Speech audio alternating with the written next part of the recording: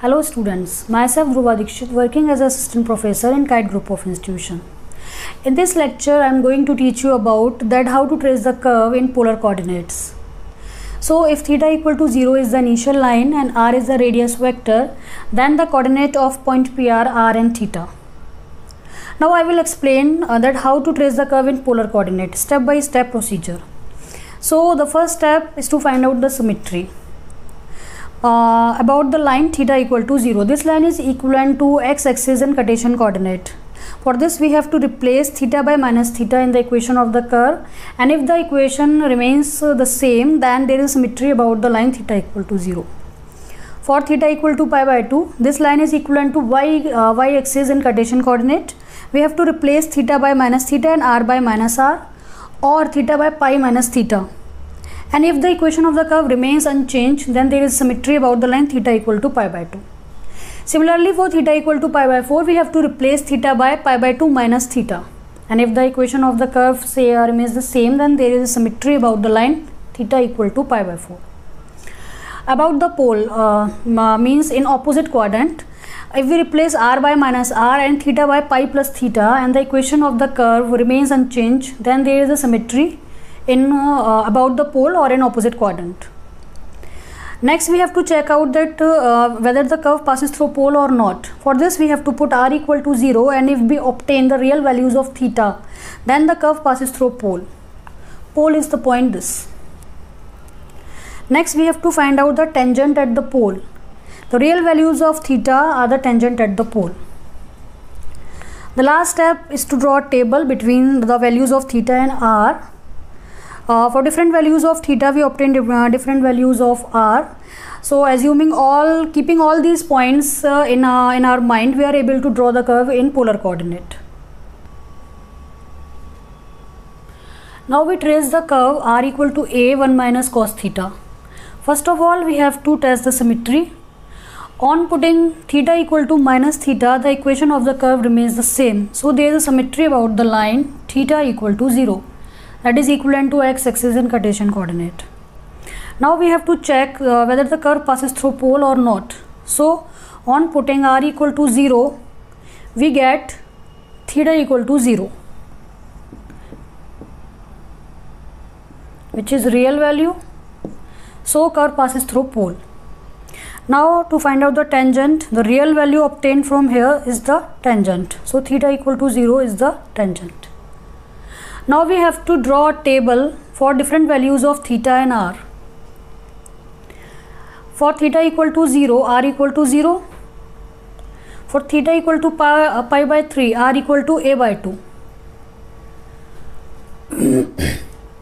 For theta equal to pi by 2, r equal to a, this point.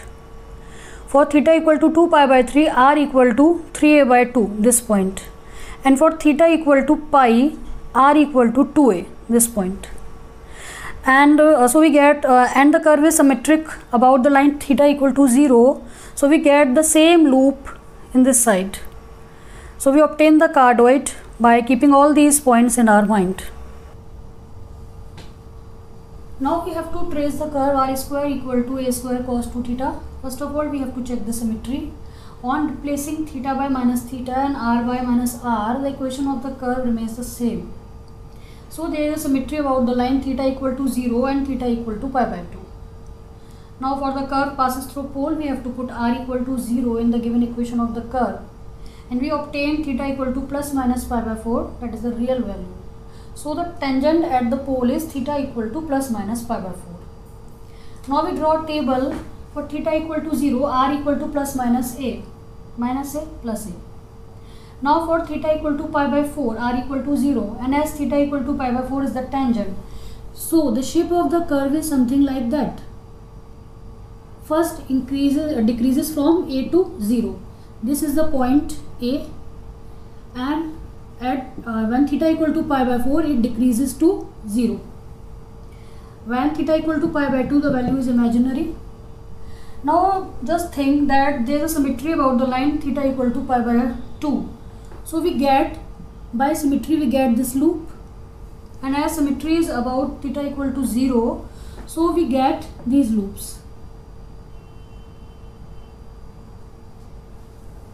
So keeping all these points in our mind, the obtained figure is shown here.